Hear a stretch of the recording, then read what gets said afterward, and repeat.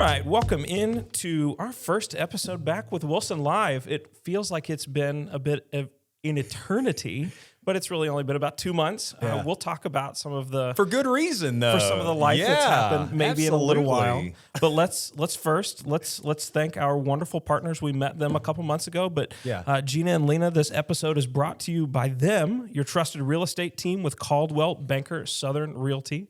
With over 30 years of combined experience and a background as former teachers with Wilson County Schools, Gina and Lena bring unmatched dedication, communication, and care to every client. Whether you're buying, selling, or just exploring your options, they'll guide you with the heart of a teacher and the knowledge of seasoned professionals. Ready to make your next move? Contact Gina and Lena at Caldwell Banker Southern Realty. I had to call them a couple weeks ago. We might be looking at a move. We haven't decided yet. There's a couple of things that have popped up on the other side of town that we might be interested in. So Great. got to talk to them a little while. We'll see. Carter Noblin, Bart Barker here, and it is good to be back together. Carter, are you just trying to stack the plate up as high? We're talking new baby, a new home. I mean, this is let's let people in. Sure. Kind of the reason why there's been a little bit of a delay in our podcast episodes because you have a new addition to your home. Tell people about what's going on with you. I do. So December 16th, we welcomed a perfect little girl into the world and have been fortunate enough to be home. I've been back at work for 2, maybe 3 weeks now, but I was fortunate enough to be home for that extended amount of time and able to help mom, able to help baby, able to help big sister adjust. It was nice. Thankful for that time. Thankful to be back in the swing of things, kinda. It still feels like there's this huge shovel that I'm trying to dig this hole, but it's been great. This is not a first child for Carter, though. This is number 2. So he's been down this road before, and those out there that have multiple children, it does get easier because you've had the experience. I remember being a first-time father, and just every little thing, is that normal? Is that normal? Is that normal? Child 2, yeah, it's okay. Yeah, don't worry about that. Just let her cry it out, so. Well, and our oldest is 6, and they're, so far as babies, they're very, very different. So that's what they say. The difference is absolutely. Mia was a great sleeper, my oldest, but was like a solid sleeper, was the one that you would have to get down in the bassinet and go, are you still breathing? Right. This baby is the noisiest thing. The first week we were home, we were like, this isn't going to work. Like, we're calling somebody. We're going to go check back into the hospital and let the nursery kind of deal with things for a while. Oh, and the pediatrician, it's normal. She's just growing. And we worked through that. But now it's just funny. It's funny the differences between one to the other, the things you get used to with one, the things that you're having to adjust with a second. But it's been great. Girl dad forever, I guess. I guess we're stuck there. Well, we are. We're getting into March, and wow, don't look now, but spring break coming up next week. So that's coming up. Wow, that got here fast. The natural 9-week grading period comes to an end, and it means after spring break, we're in the 4th quarter of the school year. Just to say it out loud, wow, how about that, huh? It's crazy. The school year always goes quickly, but that last 9 weeks always goes the fastest. Yeah. There's so much that happens. Really, this period, I think from January to now is one of the longest periods of time, just because everything that's going on and the weather. We'll talk snow day. Yeah, we'll get into that here in just a minute. But I think you're right. This last quarter of the year goes by the fastest. It really does. And we'll get into this as well. Another reason there's so many events to close out the school year, and we'll touch on some of that here in a bit. Carter just mentioned the snow days. We had, I'm a snow lover. This is no surprise at all. I'd certainly, try to put some videos out that have some fun with it. Was anxiously awaiting, a very significant snowstorm the week leading up to that. About the middle of the week, all the models were looking good for us to get a nice, very healthy snowstorm, and then it just shifted and moved around, and then we get a mixed bag of a lot of ice. our thoughts go out to so many. I think the process in some places trying, debris removal, a lot of things, people without power in very cold conditions for a very long time. So if you experience that, I think we can all relate to that in some way. Either if we weren't affected directly, I know I have a brother who lives in the Bellevue area, very highly affected. Yeah. So there was a lot of things. So our empathy, our understanding knows that there were some very hard times, and certainly that interrupted school. Oh, certainly. We were out for some days, and even as fates have it right now, we have trended much milder. So I think. Pretty sure the snow and ice is done for. Looking at long range models, I don't see any March surprises anytime soon. On I think snow we're rise. all hoping that is the case. But we got a few days in our pocket should we need them for severe weather, or just if we need to use them in any way to close out the school year. So we had the snow, ice. It kept us out for I believe was it a full week? It was a full week and a day. Full week right? and a day. Yeah, and it was weird for me to be at home. I was on leave during that. Kind of cheering everybody on, hoping for those snow days, waiting for that call, just like everybody else was. It's fine till it's not fine, and especially those without power. Their thoughts were in so many different places. Not school was probably the last thing because they're just trying to stay warm, keep their family safe, and all of that. But it gets towards the end, power's getting restored, and people were wondering when we're going back to school. So those last few days that we're out, people were like, well, why are we still out? And that was a leadership decision, as always, taking all factors into consideration. And it was in the best interest, to use that added day into that following week to add another day, just to make sure that everyone was safe. That includes our bus riders, car riders, our less experienced teen drivers, all these things. So if you are a transplant new to the Mid-South, yes, you're probably laughing at some of the times how we treat snow days. And you're like, well, when we came here from like Ohio or wherever, wasn't like that. We're just not prepared for a lot of the excess ice, and this was a very significant ice storm that caked up kind of like lasagna style on the roads and very hard compaction. It just took a while to erode away, but hey, spring season, let's just go ahead and call it. There's a lot of spring fever in the air, and I think a lot of people can feel that. Yeah, I think everybody's excited to see those huge debris piles, knowing that that's going to be mulch here pretty quickly, and we're all going to be in those gardens ready to move on from that ice. I got a couple event recaps. This is kind of, our episode is just kind of getting recentered up again, and to more episodes coming later on to talk about more pressing issues and things, but just trying to reintroduce ourselves for this episode right here. Big art exhibit at the Frist here recently. A lot of students were showcased their artwork. How'd that go? Yeah, it's been great. So the Frist Art Show wraps up this weekend. Let me make sure I'm not telling an untruth. Yeah. So the Frist Art Show has run for 2 weeks. It'll wrap up this Saturday. Last weekend we had the Wilson County celebration there. Hallway was packed. It was so cool to get to interact with students and their families as they get to see their artwork on display. Same with those teachers. The Frist just does an incredible job of putting on an event that is incredibly noteworthy for those students. Just incredible talent. The creativity of those students and the outlet that those teachers provide is substantial. So super thankful for that event. It was a huge success. We're excited to partner with the Frist again next year. That's something that in this new role I look forward to every year. And I'm excited to see how that continues to grow. Yeah. Earlier this week, we also had Wilson County Honor Band. Yeah. Wilson County Honor Band brings together the top band students from across the county. We had right around 400 students over at Lebanon High School in 3 different ensembles. We had conductors in from all across the state, allowing those students to just experience something a little bit different. It's not often that we get to sit next to peers from each of the other high schools or the other middle schools, but just a really exciting opportunity for those students to perform at a high level. And then this week is in the performing arts world. It's called CPA. This week is Choral Performance Assessment.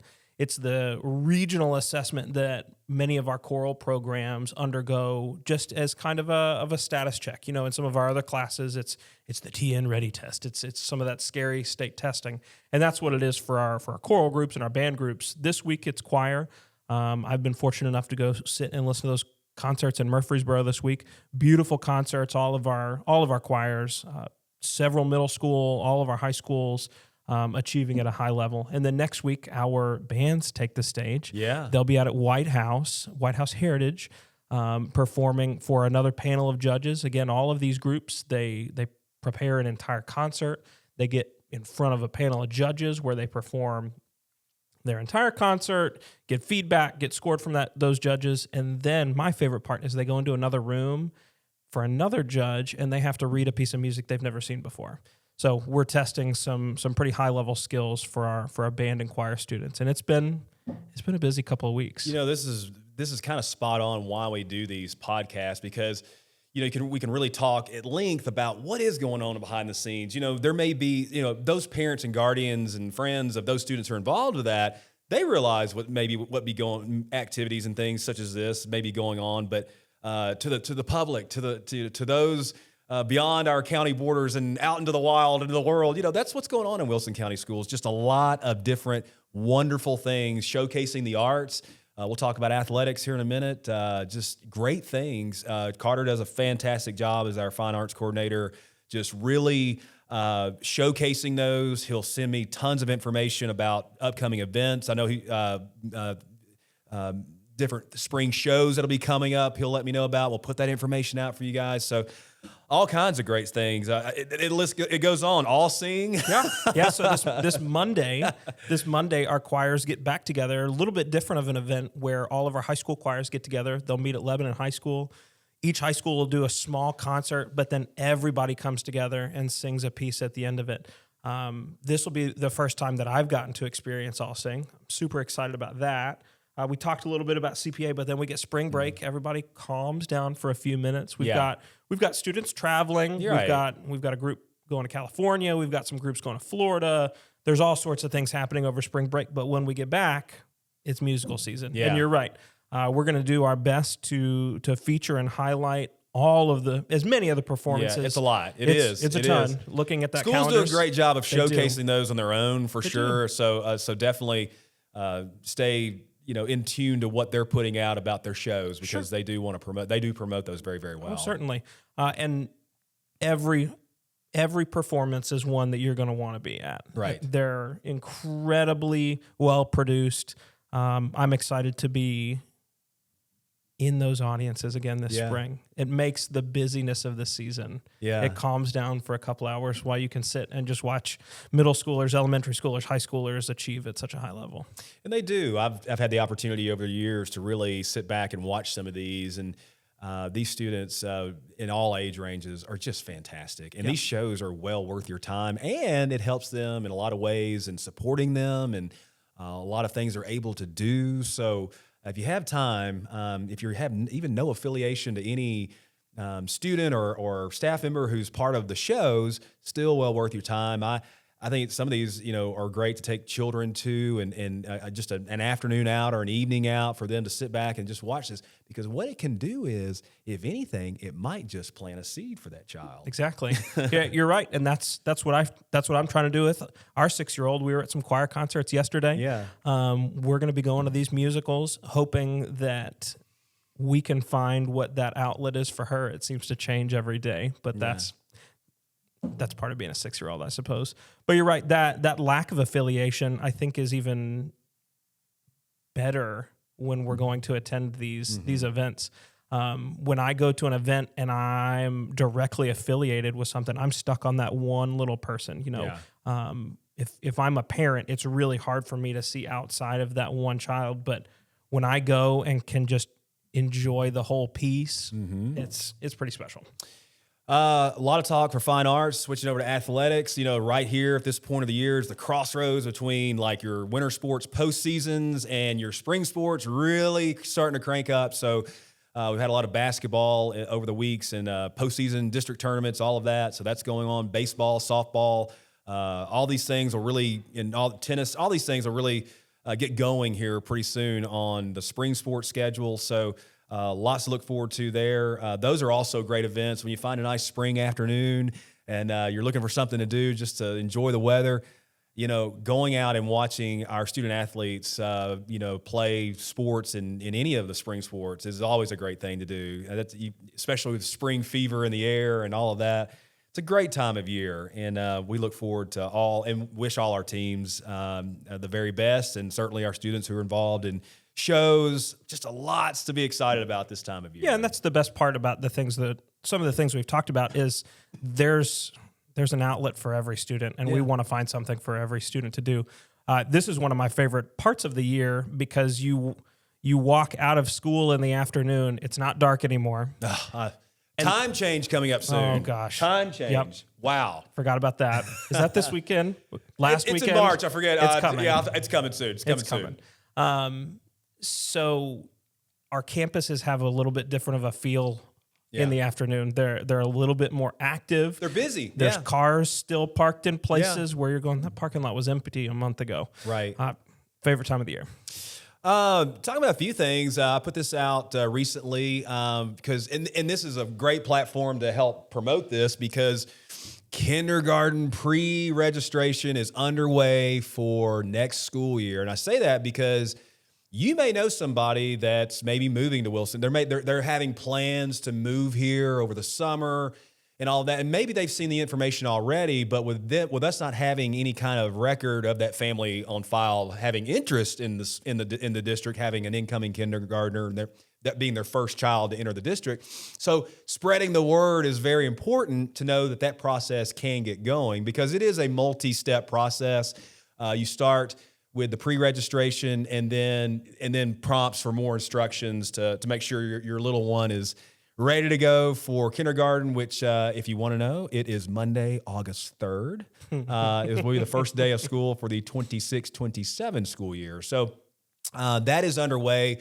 But also too, if you already have a child in the district and you have a kindergartner that's incoming or whatever, that applies to you as well. So, but kindergarten pre-registration is already underway. Also, too, for any families interested, our pre-K and our application process is now open for that. So, that information is also on our Facebook page as well.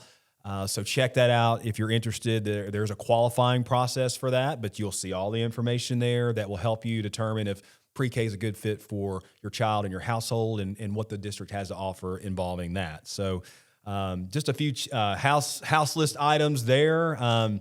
We've got, we stay very busy with a lot of different things. And as a parent, probably the most difficult thing is just keeping up with everything. Am I missing something? Can't tell you how many times I get messages from family members saying, hey, is information been posted about that yet? Or am I late to something?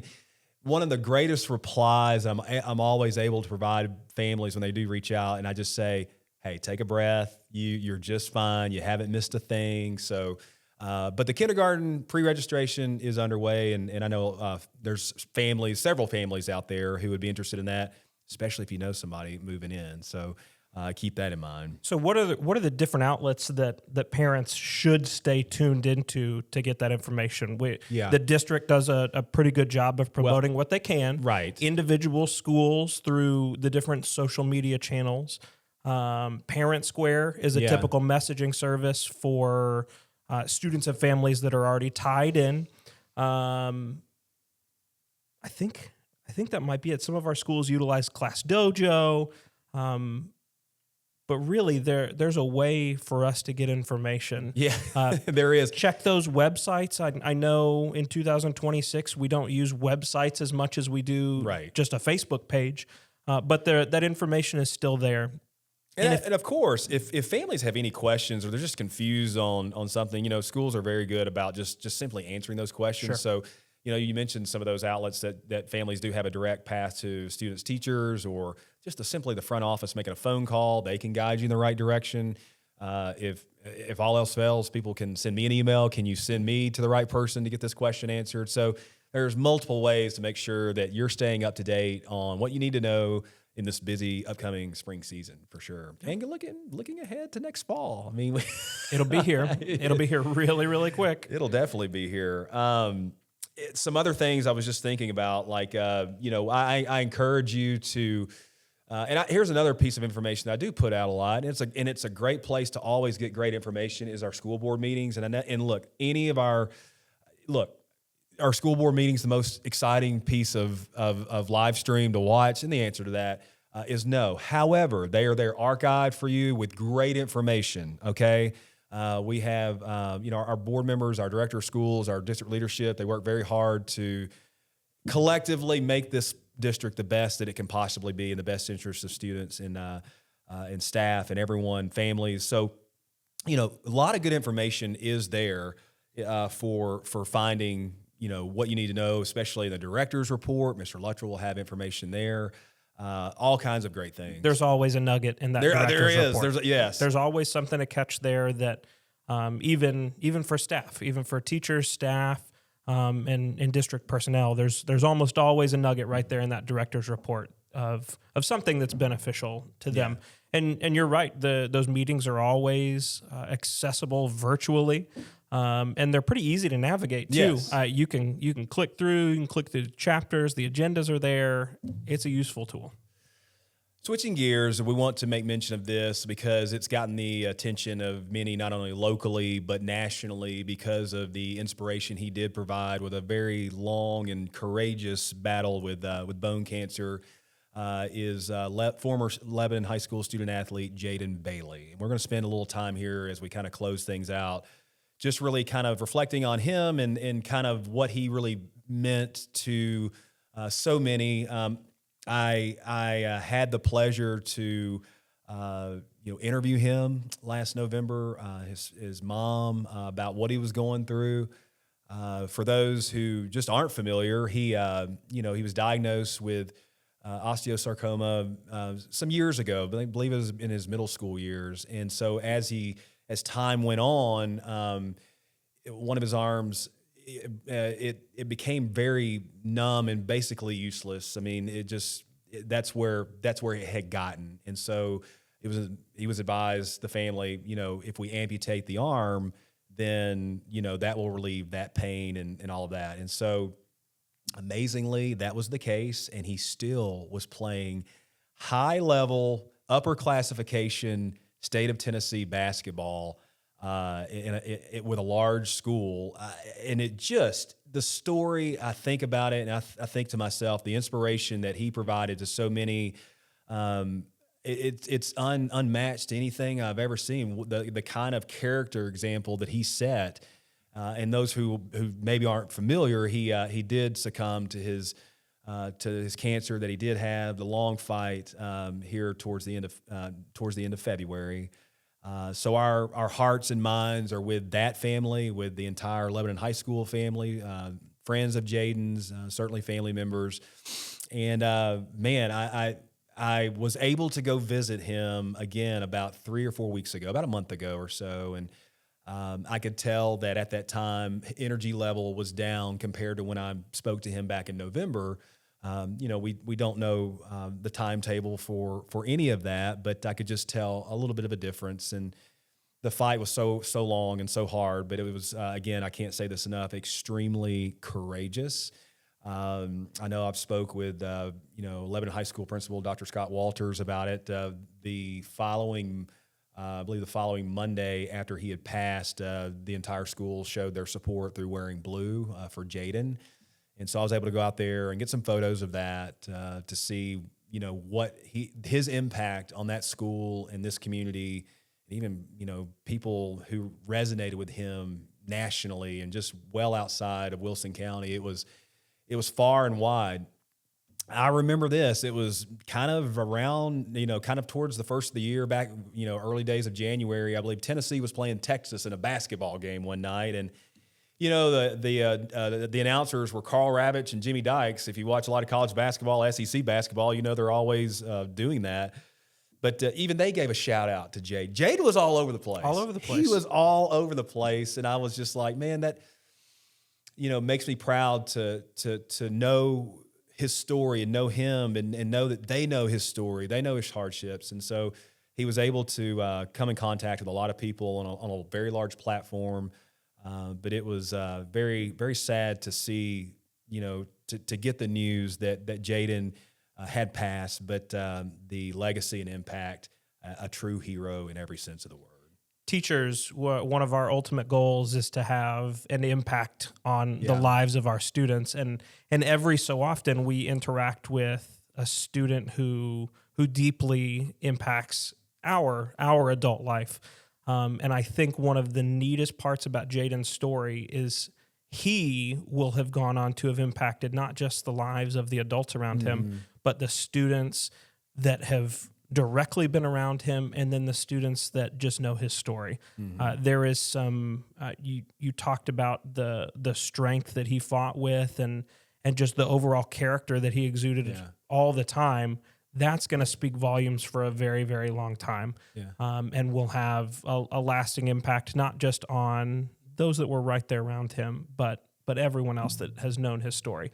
I was never fortunate enough to be directly around Jaden, but knowing the impact that he has had throughout the last several years, really the last year, I permanently changed. I want to say too, just talk about character, and just really, I want to give a shout out to Lebanon High School boys basketball head coach Jim McDowell. Coach Mack, his relationship with Jaden was so supportive. They had a kinship and a camaraderie that, you see that amongst a lot of coaches and their players. There was something special there with those two. Coach Mack knew everything about Jaden and what he was going through, but still gave him the opportunities to live out his joys, which was being on a basketball court. Yeah. And regardless of the outcome, one of my players has one arm, but it's not going to slow what we're trying to do, and that's win a ball game for our pride and for our school and all those things that come with it. But Jaden's on our team, and we couldn't be more proud. And just an incredible show of character from Coach Mack through that process, especially in those closing months. Yeah. You're right. The adults closest to him are to be praised for what they have worked through the last however long amount of time. The folks like you that were able to go out and tell his story and share his story, the coaches he was around, the teachers he was around, the family that he was around, really cool support system. Very well said. All right, I do want to mention this, and you may have seen this is to close us out as a shameless plug, because proceeds go to a very good cause. You may have seen some promotion about this. Yours truly. I'm about to get roasted. You heard about this? I have heard about this. About to get roasted by the Lebanon Kiwanis Club. They're putting it on. And it's coming up on Thursday night, March 19th. It's going to be over at the Capitol Theater right here in Lebanon. And basically, I don't know how I ended up in this position, but if you know me, my personality is pretty relaxed and loose. So I welcome the opportunity for darts to be thrown at me for all that I do or maybe don't do, or ways that I do things. I don't know. I don't know what to expect, but I will tell you this, is that I have 3 roasters. One of them is going to be my father. He knows me best. He can really tell some things, and I may have to proof his material before he goes on stage. The other one, I have another one, is Stoner Creek Elementary principal, Miss Amanda Smith. I arrived here in 2019, and she has been a principal at Stoner Creek since then. Okay, and there can be principal turnover and a lot of things. She has been at her school since I arrived, but what makes her unique in the sense of her being in the same school, we've been through a lot together with the tornado. She lost her school, so there was a lot of things there. So we did a lot of showing and video work in terms of, what families can expect and a lot of things, the rebuild. So she's a great friend, and I think she's going to do a fantastic job. So I reached out to her. She said, absolutely, I'd love to. And so I don't know. Maybe I need to proof her material as well, because she's super fun, and it'll be a good time. And then the third one is going to be Wilson County Sheriff's Office Captain Scott Moore. We were talking about basketball a few moments ago. He's a former UT basketball player, super tall. You may know Captain Moore, but he and I work a lot of hand-in-hand things throughout a school year, communicating on different things. He oversees our SRO program, so he'll be a lot of fun, and that will take place on Thursday, March 19th at Capitol Theater. If you want ticket information, really all you got to do is just locate the Lebanon Kiwanis Club social media page, and they've got a lot of advertisement about that. You can also reach out to Cedar Stone Bank, Melinda Bounds with Cedar Stone, and she'll be able to set you up with ticket information. You can buy tables. It all goes to helping youth in our community. And when I was asked to do this, that was the first question I had. I said, okay, I don't mind doing this at all, but what do the proceeds go for? And the proceeds goes to our youth. I love our children in our communities. I have children. I want to see children succeed no matter what their circumstance is in life. Every child deserves a chance to have an opportunity to succeed in what they're doing. And so this gives them an opportunity. The proceeds go to some different outlets, but it's all in the name of the youth of the community. There's no greater investment that you can make than that of the youth of your community, because they are the future. They are the future of no matter where you live in this state, this country, this world. It's the children. They are the future to come, and then it's always the children who will always set the table moving forward. So what a great opportunity to do, and I'm excited. Well, and a great night to see Bart on the other side of the microphone. And just having to take it, right? I guess so. Because I thought to myself, there's some parents out there who probably are like, we talk about the winter weather and the breaks. They were probably like, if that Bart calls one more time, tell him that we're out of school. I don't know what I'm going to do. And there he is right there, and they got to make plans to make sure their children are taken care of for the next day. So anyway, if you do have the time, I think it'd be well worth your time. Maybe you are a local business in town, maybe get some friends together, get a table, come out and have some laughs. Yeah. No, it'll be a great night. I'm hoping that I can find a way to get out there. Well, hopefully so. I'll give you the contact information. I love that. Thank you. Anything else you want to add as we close things out today? Well, I'm just excited to be back. Yes, I'm congratulations excited. again. Thanks. Yeah. I'm excited. I've missed you. We've missed each other. As if we didn't text each other during that time. I know. There was a lot of back and forth about, I was like, how's it going over there? He's like, it's good. It's good. We're still here. We're fine. Everything's standing. Only one pot of coffee today. We made it through. No, but excited to be back on the podcast. Really excited to see how this is going to grow over the next amount of time. If anybody is out there and has a story they want to share on the podcast, reach out to one of us. Send us a message on Facebook. Send us an email. We'd love to have them on the podcast. Telling their story, telling stories about teachers, staff, somebody in the community, kids, programs, whatever it is. We're happy to even come to you. We were at Career Quest a couple months ago. We will take this on the road to tell whatever story it is that we can tell. So excited to see what episodes we're able to pump out, and know that it will be the end of the school year before we know it. It will be. On that note, let me ponder on that as we close this out. He's like, whoa, okay. All right, have a great rest of the day, rest of the week, wherever you are, wherever you may be going. Be safe in your travels and to and from. But let's finish out the school year strong. The spring season is settling in, and we can feel it in the air. That does not mean that we may not have a day in March that's like 30 degrees. It just happens. It happens. The roller coaster ride of March. That's how it goes. That's going to close us out on Wilson Live. I forget what episode we're on now. We'll just say. I don't remember. The first one of 2026. There we go. That's for sure. Carter Noblin, Fine Arts Coordinator with Wilson County Schools. I'm Bart Barker, the Public Information Officer with the district. And have a great rest of the day. We'll see you next time on Wilson Live.